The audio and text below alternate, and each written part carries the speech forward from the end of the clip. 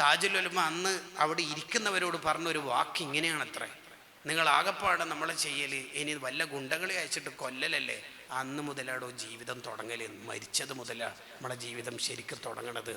ആ വർത്താനാണ് എൻ്റെ യാത്രയിൽ ഏറ്റവും വലിയ ഇന്ധനമെന്ന് കൻസുൽ മുസ്താദ് പറയാറുണ്ട്. അങ്ങനെയാണെങ്കിൽ നമുക്കെന്തിനാ ഇടയ്ക്ക് ഒരു ചാഞ്ചാട്ടം?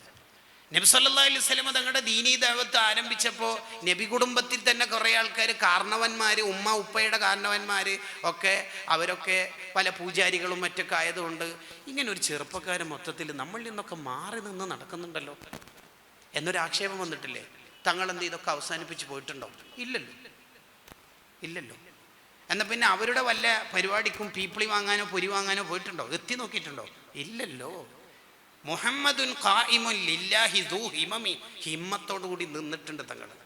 25-ാം വയസ്സിൽ കല്യാണം കഴിക്കുന്ന സമയത്ത് ഒരു പെണ്ണുമായിട്ട് മിസ് കോളോ വാട്സപ്പോ ഇൻസ്റ്റയോ ഹായ് മെസ്സേജോ ചിത്രത്തിലില്ല. ഏറ്റവും സൗന്ദര്യമുള്ള നേതാവിൻ്റെ ചുറ്റുവട്ടത്ത് എത്ര സുന്ദരികൾ ഉണ്ടാകും? എന്നിട്ട് ഏതെങ്കിലും ഒന്നിൽ വീണിനോ? ഇല്ല.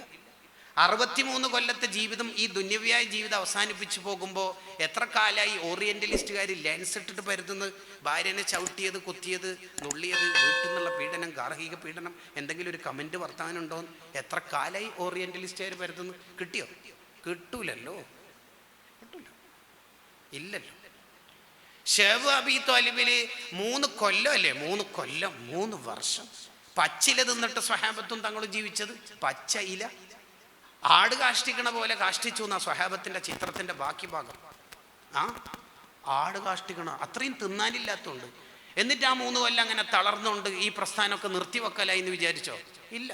നിവർന്നിട്ട് തന്നെയാണ് തങ്ങൾ നടന്നത്. ബദർ, അപ്പുറത്തെ പക്ഷത്ത് ഒട്ടകങ്ങൾ ഇങ്ങനെ ഇറച്ചി ഇങ്ങനെ വിതരണം ചെയ്ത് കള്ളാറിൽ തത്തിക്കുളിച്ച് അർദ്ധനഗ്നയായ സ്ത്രീകളുടെ നൃത്തം കണ്ട് അതിൽ ആസ്വദിച്ചിട്ട് വരുന്ന ഒരു സൈന്യം, ഇപ്പുറത്തൊരു കാരക്ക കിട്ടിയാൽ ഒന്ന് ഭേദം എന്ന് വിചാരിക്കുന്ന സൈന്യം, പാവങ്ങൾ. എന്നിട്ട് തങ്ങൾ തളർന്നു? ഇല്ലല്ലോ. ഉഹദ് 70 ഇഷ്ടക്കാരാണ് കൊല്ലപ്പെട്ടത്. അതിൽ ഹംസ റളിയല്ലാഹുവിനെ ചാട്ടൂളി എറിഞ്ഞിട്ടാണ് കൊന്നേക്കണം. ഹംസ റളിയല്ലാഹു പെടഞ്ഞു വീണപ്പോൾ ശത്രുക്കൾ ഓടിപ്പോയിട്ട് കയ്യും കാലും ചവിട്ടി, അത്ര പെടയാൻ പോലും വിട്ടിട്ടില്ല. വലിയ ഈർച്ചവാളെടുത്തിട്ട് കഴുത്തിറക്കുകയും ആ കഴുത്ത് മുതൽ പൊക്കിള് വരെ വലിച്ച് കീറും ചെയ്തില്ലേ. 2 കൈ ഇട്ടിട്ട് വലിച്ച് കീറിയില്ലേ. എന്നിട്ട് കൈയിട്ടിട്ടല്ലേ കരൾ ചവച്ച് തുപ്പിയത്. കരഞ്ഞു പോയിട്ടുണ്ട് കുറെ. യാ ഹംസ, യാ അമ്മൽ മുസ്തഫ, എൻ്റെ ഇളയപ്പാൻ തന്നെയാ വിളിക്കണത്. യാ കാശിഫൽ കുർബാത്ത്, എനിക്ക് സർവ്വ പ്രശ്നവും വന്നാൽ പരിഹരിച്ചിരുന്ന ആളല്ലേ എന്ന് വിതുമ്പിപ്പോയിട്ടുണ്ട്. എന്നിട്ടും നിവർന്നിട്ടും നെഞ്ചൂക്കോടും തന്നെയാണ് തങ്ങൾ നിന്നത്. തളർന്നിട്ടൊന്നുമില്ല. ഇല്ല. അങ്ങനെ ഹിജാബ് ആരെങ്കിലും കളിയാക്കുമ്പോഴേക്ക് അഴിച്ചു വെക്കേണ്ട തുണിക്കഷ്ണത്തിന്റെ പേരല്ലല്ലോ മോളെ. അല്ലല്ലോ. നമ്മൾ നെഞ്ചൂക്കോടെ തന്നെ നിൽക്കണം. നമ്മൾ പഠിച്ച ദീൻ അതാര് എങ്ങനെ എതിർത്താലും നമ്മൾ നെഞ്ചൂക്കോടെ നിൽക്കണം. ഏതലീക്കട്ടെ എന്നൊക്കെ പറഞ്ഞ് കളിയാക്കുന്നവരൊക്കെ ഉണ്ടാവും. അതിനെന്തിനാ നമ്മൾ കേൾക്കണത്? ഇന്നൽ മുഹിബ്ബ അനിൽ ഉദ്ദാലി ഫീ സമമി, മഹബത്ത് ഹൃദയത്തുണ്ടെങ്കിൽ മഹബത്തിന്റെ അതേ കമ്പനിയുടെ ഒരു ബ്ലൂടൂത്ത് ഹെഡ്സെറ്റ് ഉണ്ടാവും. അത് ചെവിക്കുറ്റിയിൽ വെച്ചാൽ മതി എന്നാ വെറുതെ പറയണത്. ഇന്നൽ മുഹിബ്ബ അനിൽ ഉദ്ദാലി ഫീ സമമി. അവനെ കേൾക്കൂലല്ലോ. ഹന്തക്കില് തങ്ങളെ ഒന്നും തിന്നാനില്ലാത്തോണ്ട് ഇതാ കല്ല് കെട്ടിയിരിക്കുന്നു എന്ന് പറഞ്ഞപ്പോൾ 2 കല്ല് കെട്ടിയിട്ട് അമർത്തി വെച്ച് വയർന്നു. എന്നിട്ടും തങ്ങൾ ഇരുന്നിട്ടില്ല, നിൽക്കുക തന്നെ ചെയ്തു. ഞാൻ ഇരുന്ന് പ്രസംഗിച്ചാൽ എന്ന് സുൽത്താനുൽ ഉലമ പലപ്പോഴും ചിന്തിക്കുന്നത് അനുയായികളുടെ ഒരു ശക്തിക്ക് കൂടിയാണ്. ഞാൻ ഇരിക്കേണ്ട ആളല്ല, ഞാൻ നിൽക്കണം. അതാണ് കണ്ടോ, നിന്നു. ഹന്തക്കിലും നിന്നു. അതിൻ്റെ ഇടയിൽ ജാബിർ റളിയല്ലാഹു വന്നിട്ട് പറഞ്ഞ്, ആരോടും പറയണ്ട, ഒരു 2-3 ആൾക്ക് കുറച്ചൊരു ഫുഡാക്കിയിട്ടുണ്ട്. എന്നിട്ട് പിന്നെ ആ നേതാവ് സ്റ്റേജിന്റെ വേക്ക് പോയിട്ട് ഷവർമ വന്നിട്ട് ടിഷ്യൂ കൊണ്ട് തോർത്തിയിട്ട് കുശല്ലി ഇരുന്നിട്ടില്ല. സഹാബത്തിനോട്, വരി മക്കളെ, അനുയായികളിൽ മറക്കൂല. ലീഡർ മുഹമ്മദുൻ ഖായിമുൻ ലില്ലാഹി ദൂ ഹിമമി, ഹിമ്മത്തോടെ നെഞ്ചൂക്കോടെ നിന്നാളുടെ പേരാണ് മുഹമ്മദുർ റസൂലുള്ളാഹി സ്വല്ലല്ലാഹു അലൈഹി വസല്ലം. അപ്പോൾ പിന്നെ നമ്മൾ തളരരുത്. നമ്മൾ തീച്ചൂളയിൽ മുളച്ചവരാണ്. ഇതിനേക്കാൾ പ്രതിസന്ധികൾ അതിജയിച്ചിട്ടാണ് നമ്മുടെ ഉലമാ ഈ നാടുകാണിയെ പച്ച പിടിപ്പിച്ചത്. അപ്പോൾ പിന്നെ അനുയായികൾ തളർന്നാലോ? ഹുസൈന് സൈക്കോ? തളരരുത്. മദീനയിൽ ഭയങ്കര സുഖം എന്നാണ് നമ്മൾ പലപ്പോഴും വിചാരിക്കുക. മദീന യഥാർത്ഥത്തിൽ ജൂതന്മാര് കുറേയേറെ ഉണ്ടായിരുന്ന ഒരു നാടാണ്. പൊതുവിൽ ഖുറൈശിയാക്കൾക്ക് വിവരങ്ങൾ കുറവാണ്, അവർ ഉമ്മിയാണ്, അവർ വിവരങ്ങളില്ലാത്തവരാണ്, ചോദ്യം ചോദിച്ച് ഉത്തരം മുട്ടിക്കാം എന്നൊക്കെ വിചാരിച്ചിട്ടായിരുന്നു അവർ തങ്ങളെ കാത്തിരുന്നത്. ചോദ്യങ്ങൾ വരും എന്നതുകൊണ്ട് പ്രഭാഷകൻ മുങ്ങിയിട്ടില്ല.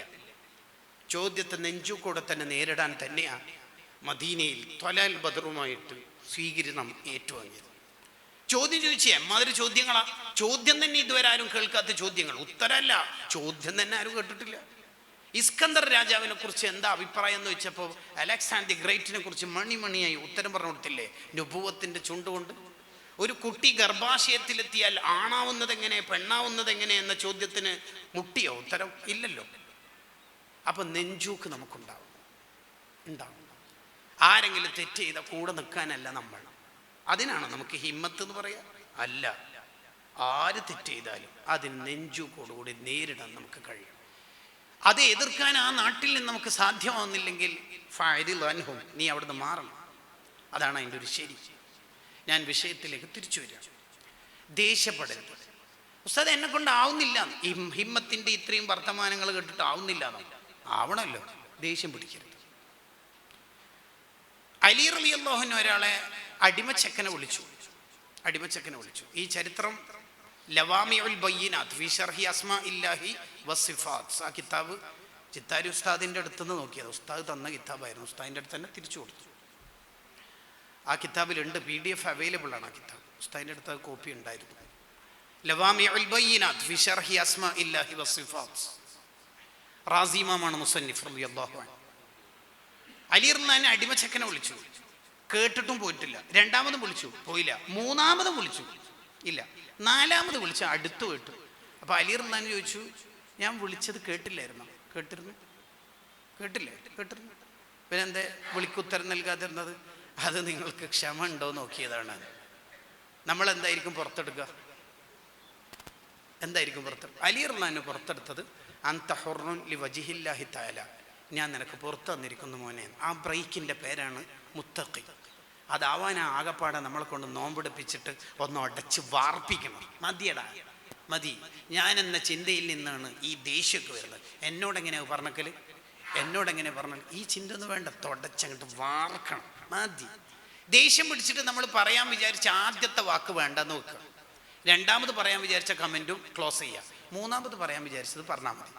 അപ്പോൾ പിന്നെ അത്ര കണ്ട് ഊർജ്ജം ഉണ്ടാവില്ല, ശക്തി ഉണ്ടാവില്ല. ഇന്നോവ ക്രിസ്റ്റ എടുത്തു പോകുമ്പോൾ ഓട്ടോ ഡ്രൈവർ റോങ് സൈഡിൽ വന്നു. ഭാര്യയും മക്കളും പിന്നെ അങ്ങോട്ട് തട്ടി തലയൊക്കെ വേദനിച്ച്. ആദ്യം പറയാൻ പോകുന്നത് വേണ്ട, രണ്ടാമത് പറയാൻ പോകുന്നത് വേണ്ട, മൂന്നാമത്തത് ഇക്കൊക്കെ എന്തെങ്കിലും ആയോ? ഒന്നായില്ലല്ലോ, ശരി പോവാം. അത് നമുക്ക് അത്ര കണ്ട് എളുപ്പമൊന്നുമല്ല, പക്ഷെ നമുക്ക് ആവണം. അതിലേക്ക് എത്തിക്കാനാണ് അള്ളാഹു നമ്മളെ നോമ്പെടുപ്പിക്കുന്നത്. ലഅല്ലക്കും തത്തഖൂൻ. മുത്തഖിയാരാണെന്ന് വൽകാദിമീനൽ ഗൈദ് വൽആഫീന അനിൻ നാസ്. അല്ലാതെ ഞാനില്ലാണ്ടായിപ്പോയി ആ മീറ്റിങ്ങിൽ എന്നാ ഒന്ന് വിളിക്കലല്ലേ, ഇതൊക്കെ ഉള്ളിൽ പിശാച് മുട്ടയിട്ടത് ഇങ്ങനെ വിരിയുന്നതിൻ്റെ കുറേ ഉദാഹരണങ്ങളാണ്. അതിനൊന്നും നമ്മൾ നിൽക്കരുത്. രണ്ടാമത്തത് ഇബ്ലീസിന്റെ കവാടം, ഡോർ. അതേതാ? അൽ ഹസദ്, അസൂയ. ഗസാലി ഇമാം റഹിമഹുല്ലാഹ് വിശദീകരിക്കുന്നു, അസൂയ നമ്മളിലേക്ക് വന്നാൽ ഖൽബിന്റെ പ്രകാശം അങ്ങ് നഷ്ടപ്പെടും. ഒരാളുടെ ഖൈർ നമ്മൾ കാണൂല, ഖൽബിന്റെ പ്രകാശം കെട്ടുപോകും. പിശാചിന്റെ എല്ലാ ചതിയെയും തിരുത്തണമെങ്കിൽ ആ ലൈറ്റ് നമ്മുടെ ഖൽബിൽ വേണം. ആ ഖൽബിലുള്ള ലൈറ്റ് നഷ്ടപ്പെടും അസൂയ വന്നാൽ. ആരോടും നമുക്ക് അസൂയ പറ്റില്ല, ആരും. അസൂയ എന്ന് പറയുന്ന രോഗം മൂർച്ഛിച്ചാൽ ഈമാനില്ലാതെ മരണത്തിലേക്ക് എത്തുമെന്നാണ് ഇമാമിങ്ങൾ എഴുതി വെക്കുന്നത്. അള്ളാഹു കാത്തിരക്ഷിക്കട്ടെ. ആർക്ക് എന്ത് കിട്ടിയാലും അൽഹംദുലില്ലാ, സന്തോഷം, വളരട്ടെ, സന്തോഷം. എന്തെങ്കിലും ഒരു നെഗറ്റീവ് കണ്ടെത്തിയിട്ട് എങ്ങനെയെങ്കിലും തളർത്താനല്ല നമ്മൾ നോക്കേണ്ടത്. എന്തിനും നമ്മൾ ഉസ്താദ്മാർക്ക് ഭക്ഷണം കൊടുത്തപ്പോൾ ഉസ്താദ് നല്ല ഭക്ഷണം, ആരാ പാചകം ചെയ്ത്? വൈഫ് തന്നെ. എന്നാൽ പിന്നെ ഇത് വൈഫിനോട് പോയിട്ട് പറയണം എന്നാണ് ഗസാലിമ പറയണത്. നിനക്ക് ഖൽബിൽ അസൂയ ഇല്ലെങ്കിൽ പോയി പറയണം. അത് പറഞ്ഞാൽ ശരിയാവില്ല ഉസ്താദ്. എന്ന് വെച്ചാൽ പിന്നെ കേൾക്കാൻ കഴിയില്ല, 2-3 ദിവസം നടക്കൂല. പറയണം, പോയിട്ട് പറയണം, ശരിക്കും പറയാ വേണ്ടത്. നമ്മളെ വർത്തമാനം സോഫ്റ്റ്നെസ് ഉണ്ട്, അസൂയ ഇല്ലെങ്കിൽ തന്നെ ഭയങ്കര രസമായിരിക്കും ജീവിക്കുക. ഇനി ഉമ്മമാരോട് നിങ്ങൾ കുറച്ച് ഉറങ്ങിക്കോ, നോമുസായിമി ബാത്തു, നിങ്ങളോടാ പറയുന്നത് കേട്ടോ. ഈ ഭർത്താവിനൊക്കെ ഫോൺ വിളിക്കുന്ന സമയത്ത് ഫോണിൽ സംസാരിക്കും, ഒന്നുകൂടി സോഫ്റ്റിൽ സംസാരിക്കണം. എന്ന് പറഞ്ഞാൽ നിങ്ങൾ ഇന്ന് വരുമോ, എന്തേ ഞങ്ങൾക്ക് ഇഷ്ടപ്പെട്ടൊരു ഫുഡാക്കുന്നുണ്ട്, കാത്തിരിക്കേ, വരണേ, ഇൻഷാ അല്ലാ. ആ ഭർത്താവിന് എന്നെ വരണമെന്ന് തോന്നും. കറണ്ട് അവൈലബിൾ ടിക്കറ്റ് ഉണ്ടോ നോക്കും മൂപ്പര് കാര്യത്തിൽ. പക്ഷെ ചില ഭാര്യമാർ വിളിക്കലെന്നെ, ഹലോ ഇങ്ങനെ ഇന്ന് വരോ ഇല്ലയോ, എന്താടാ അങ്ങനെ കാത്തിക്കണോ വേണ്ടിയോന്ന്. ഭർത്താവ് പറഞ്ഞ് ഞാൻ ബസ് സ്റ്റോപ്പിൽ ഇറങ്ങിക്കോളാം. ഇതെന്താ ഗുണ്ടയാ ഇങ്ങനെ ചോദിക്കല്? ഇതങ്ങനെ ഭയങ്കര കോമഡി ഒന്നും അല്ലല്ലോ. എന്നിട്ടും നമുക്ക് എന്താ ചിരി വരുന്നത്? ഈ അനുഭവങ്ങൾ പറയുമ്പോൾ ചിരി വരും. ഭയങ്കര കോമഡി ഒന്നും അതിൻ്റെ അക്സഹായത്തിലേക്ക് എത്തിയില്ലല്ലോ, എന്നിട്ടും നമുക്ക് ചിരി വരുന്നുണ്ടല്ലോ. നിങ്ങൾക്ക് ഇന്ന് ഫുഡ് വേണമെങ്കിൽ ഒന്ന് മെസ്സേജ് അയക്കണേ, ഓക്കെ. അങ്ങനെ പറഞ്ഞാൽ ഇയാൾക്ക് തന്നെ തോന്നും വരാം, ഭക്ഷണം കഴിക്കാതെ വരാം. പക്ഷെ ചോദിക്കൽ എങ്ങനെയാ പലപ്പോഴും, ഫുഡ് വേണോ വേണ്ടിയോ, അതെ ഫ്രിഡ്ജിൽ വെച്ചിട്ട് ബാക്കിയാക്കാനൊന്നും എന്നെ കൊണ്ടാവില്ല, മടുത്ത് വെച്ചിട്ട് വേണമെങ്കിൽ വേണം, വേണ്ടെങ്കിൽ വേണ്ട, വേണ്ടാന്നല്ലേ പറയുമല്ലോ, വേണ്ടാന്നല്ലേ പറയുള്ളൂ. എണീറ്റോളി. അസൂയ പറ്റില്ല, ഒരാളോട് നമുക്ക് അസൂയ പറ്റില്ല. അസൂയ എന്നുള്ളത് നമ്മുടെ കൽബിൽ വരുമ്പോഴാണ് നമ്മുടെ കൽബിന് അന്ധത ബാധിക്കുക, അന്ധത ബാധിക്കും. അള്ളാഹു കാത്തുരക്ഷിക്കട്ടെ. മൂന്നാമത്തെ ഡോറ്, വയറ് നിറച്ച് ഫുഡ് കഴിക്കൽ. അത് ഇബ്ലീസ് ചെയ്യുന്ന ഒരു സാധനമാണ്. ഈ ഡോറെങ്ങാനും ഓക്കെ ആണെങ്കിൽ ഇബ്ലീസിന് ഭയങ്കര ഇഷ്ടമായിരിക്കും ഓവർ ഫുഡ് കഴിക്കൽ, ഓവർ ഫുഡ് കഴിക്കൽ. അവിടെ ഗസാലിമാം നമ്മൾ വിചാരിക്കുന്ന ഒരു കാര്യം കൂടി പറയുന്നുണ്ട്, വലൗകാന ഹലാലൻ സ്വാഫിയൻ. ഹലാൽ തന്നെയാണെങ്കിലും അത് മൗലിദിൻ്റെ ഭക്ഷണ ഉസ്താദ്. ചില ആൾ ന്യായം പറയാവും, ഉസ്താദിൻ്റെ ബർക്കത്താകുമ്പോൾ അധികം കഴിക്കണോ. ബർക്കത്ത് എല്ലാ കാര്യത്തിലും നമുക്ക് വിശ്വാസം ഇല്ലെങ്കിലും ബർക്കത്തിൽ ഭയങ്കര വിശ്വാസം, ഭയങ്കര വിശ്വാസം. ബർക്കത്തില്ല എന്നൊന്നുമല്ല പറയണത് കേട്ടോ. ഫുഡ് ഓവറായിട്ട് കഴിക്കരുത്. ഓവറായി ഫുഡ് കഴിച്ചാൽ വരുന്ന ദുരന്തങ്ങൾ 5. 1, ആഖിറത്തെക്കുറിച്ചോ അള്ളാഹുവിനെ കുറിച്ചുള്ള പേടി അയാളുടെ കൽബിൽ നിന്ന് നഷ്ടപ്പെടും. 2, അയാൾ ഏത് വഴല് കേട്ടാലും ഫലം ഉണ്ടാവില്ല. 3, മനുഷ്യരോടുള്ള കരുണ അയാൾക്ക് നഷ്ടപ്പെടും. കാരണം അയാൾ വയറ് നിറച്ച് ഫുഡ് കഴിക്കുന്നതുകൊണ്ട് എല്ലാവരും വയറ് നിറച്ച് വിശപ്പടക്കി എന്നാണ് വിചാരിക്കുക, ആരും പട്ടിണിയിലാണെന്ന് വിചാരിക്കൂല, അയാൾക്ക് കരുണ ഉണ്ടാവില്ല.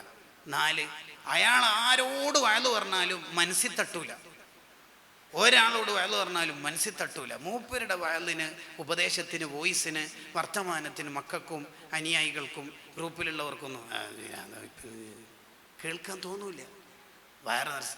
5ാമത്തെ പ്രശ്നം, ഇബാദത്തിന് മടി വരുന്ന ശരീരമായിരിക്കും മൂപ്പരുടെ ശരീരം.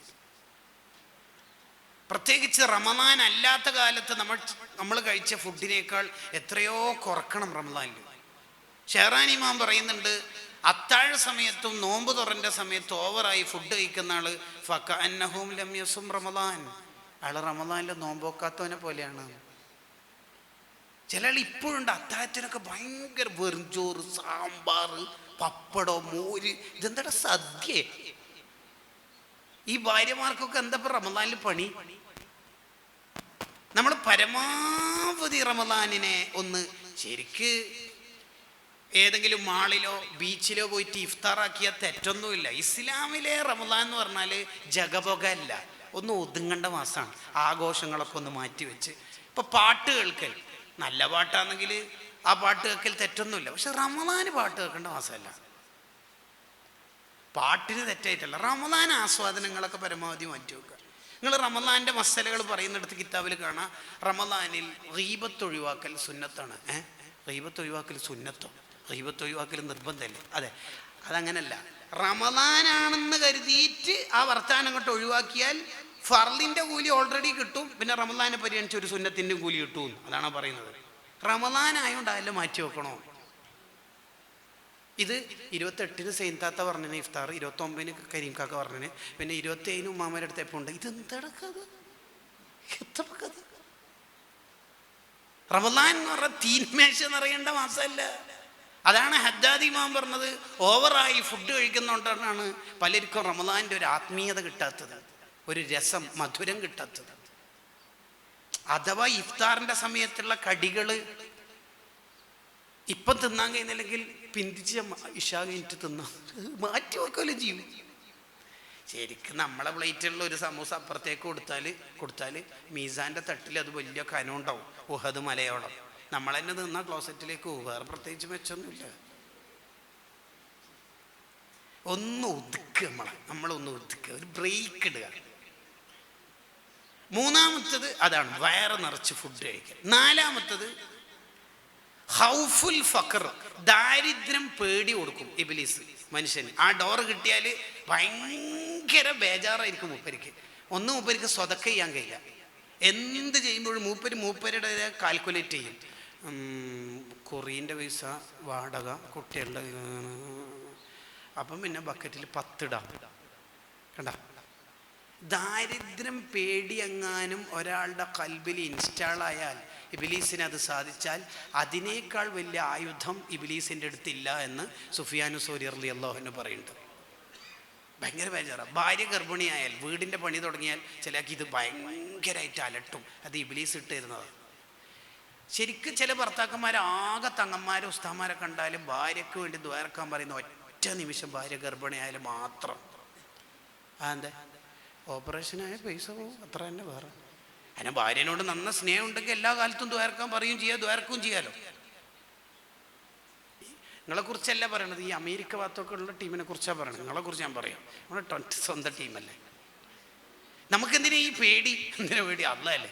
വായ കീറിയ റബ്ബിന് വായൻ്റെ ഉള്ളിൽ എന്താ കൊണ്ടുവരേണ്ടതെന്ന് അള്ളാഹ്ക്കറിയാം.